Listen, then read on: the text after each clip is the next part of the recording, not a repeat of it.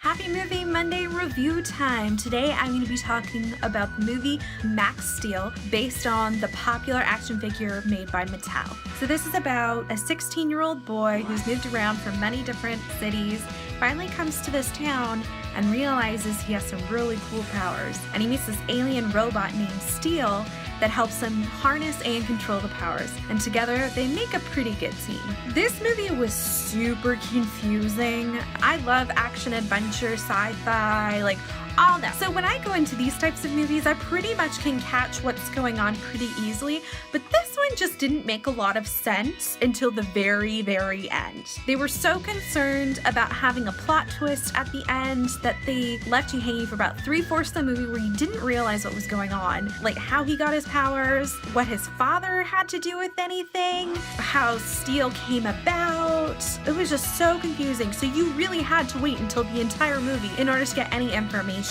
And they kept talking about tachyons, but they didn't really explain what tachyons had to do with anything, or if you're like me, what tachyons even are. The movie shouldn't make me feel like an idiot. And also, why does Max look like he's 23, not 16? Yeah, no one's believing that. The thing that saved this movie for me was definitely the dialogue between Max and Steel. They had just kind of this witty, like, friend banter, but it almost added to the confusion just because, well, how does Steel, who wakes up from like a 16-year stasis, have this witty repartee? It classed onto some jargon, but not other jargon. Okay, whatever. The responses they go back and forth is pretty funny.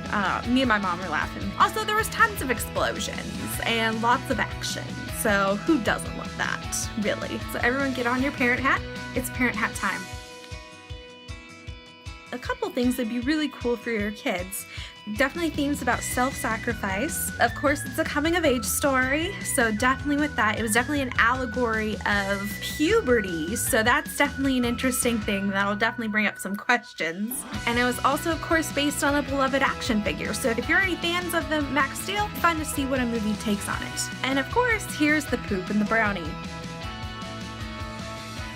For those of you who don't know what a poop in the brownie is, it means it's a brownie that is so super delicious, and then you find out there's just a teeny tiny bit of poop in there. Whether or not that makes a difference to you, that's up for you to decide. His powers come from his emotions and his feelings, so when he sees a girl, he definitely gets super excited. They don't talk about anything, they don't bring up anything sexual or anything like that. He definitely acts different, and his power definitely acts differently when he's around him. It's nothing really bad, but it could bring up some questions. There are these scary evil machines that do come out, and they actually control elements, and one of the big things is they control twisters or tornadoes.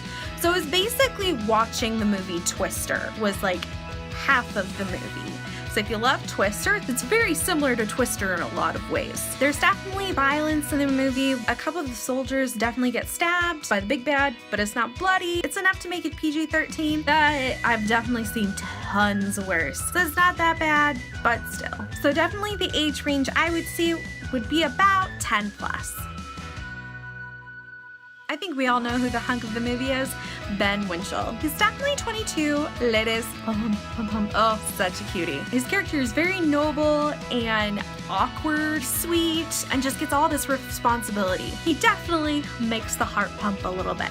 Overall, if you're a person that really wants a well thought out movie that explains everything enough, still has twists and turns, if you're a movie snob, this is not a movie for you. I wouldn't go see it. But if you're just looking for a movie you can sit back, relax, watch things blow up, and hear some witty banter, if that's all you care about, it's actually pretty fun. I still enjoyed myself. And that's it for today.